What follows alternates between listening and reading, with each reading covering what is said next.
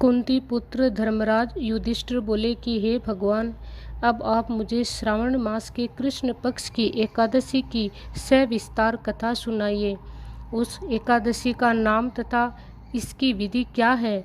मैं इस दिन किस देवता की पूजा करूं, यह सब बताइए। श्री कृष्ण भगवान बोले, हे राजन, मैं एकादशी की कथा कहता हूँ, ध्यानपूर्वक सुनो।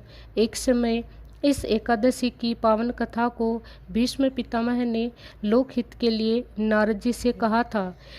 एक समय नारद जी ने पूछा कि पितामह, आज मेरी श्रावण माह के कृष्ण पक्ष की एकादशी की कथा सुनने की इच्छा है, अतः अब आप एकादशी की व्रत कथा विधि सहित सुनाइए।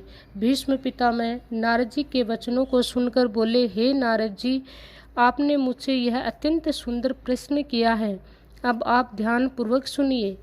श्रावण माह के कृष्ण पक्ष की एकादशी का नाम कामदा है। इस एकादशी की कथा के सुनने मात्र से ही वाजपेय का फल मिलता है। कामदा एकादशी के व्रत में शंख चक्र गदाधारी विष्णु भगवान की पूजा की जाती है। जो मनुष्य इस एकादशी को धूप दीप नैवेद्य आदि से भगवान विष्णु की पूजा करते हैं, उन्हें गंगा स्नान के फल से भी बड़ा फल मिलता है। यही फल सूर्य चंद्र ग्रहण, केदार और कुरुक्षेत्र में स्नान करने से मिलता है।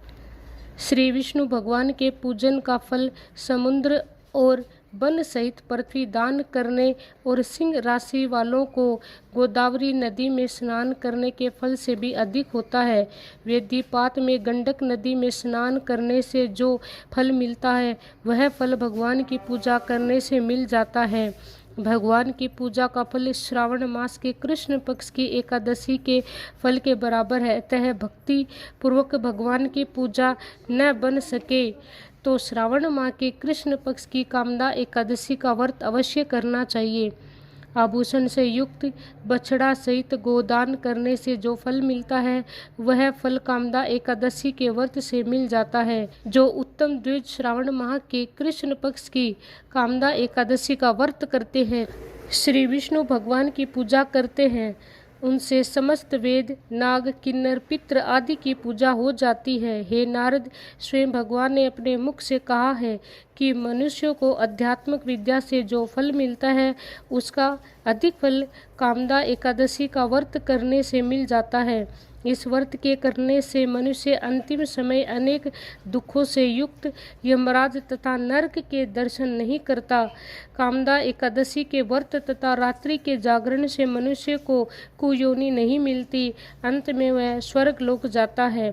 जो उत्तम मनुष्य श्रावण माह के कृष्ण पक्ष की कामदा एकादशी को तुलसी से भक्ति पूर्वक श्री विष्णु भगवान की पूजा करते हैं, वे इस संसार सागर में रहते हुए भी इससे सब प्रकार से अलग रहते हैं। जिस प्रकार कमल जल में रहता हुआ भी जल से अलग रहता है, भगवान की तुलसी दल से पूजा करने का एक फल भार स्वर्ण और 4 बार चांदी के दान के फल के बराबर है। श्री विष्णु भगवान रत्न मोती मणि आभूषण आदि की अपेक्षा तुलसी दल से अधिक प्रसन्न होते हैं। जो मनुष्य भगवान की तुलसी दल से पूजा करते हैं, उनके समस्त पाप नष्ट हो जाते हैं। हे नारद, मैं स्वयं भगवान की अत्यंत प्रिय श्री तुलसी को नमस्कार करता हूँ। तुलसी के दर्शन मात्र से मनुष्य के समस्त पाप नष्ट हो जाते हैं और शरीर के स्पर्श मात्र से मनुष्य पवित्र हो जाता है। तुलसी जी को जल से स्नान कराने से मनुष्य की समस्त यम यातनाएं नष्ट हो जाती हैं। जो मनुष्य तुलसी जी की भक्ति पूर्वक भगवान के चरण कमलों में अर्पित करता है, उससे मुक्ति मिलती है। जो मनुष्य एकादशी के दिन भगवान के सामने दीप जलाते हैं, उनसे पितृ स्वर्ग लोक में सुधा का पान करते हैं। जो मनुष्य भगवान के सामने घी या तिल के तेल का दीपक जलाते हैं, उनको सूर्य लोक में भी सहस्त्रों दीपकों का प्रकाश मिलता है। इस व्रत के करने से ब्राह्मण हत्या आदि सभी के पाप नष्ट हो जाते हैं और इस लोक में सुख भोगकर अंत में विष्णु लोक को जाते हैं। इस कामिदा एकादशी के महत्व के सुनने और पठन से मनुष्य को स्वर्ग लोक प्राप्त होता है। बोलिए विष्णु भगवान की जय हो, एकादशी माता की जय हो, तुलसी मैया की जय हो, गंगा मैया की जय हो, यमुना मैया की जय हो।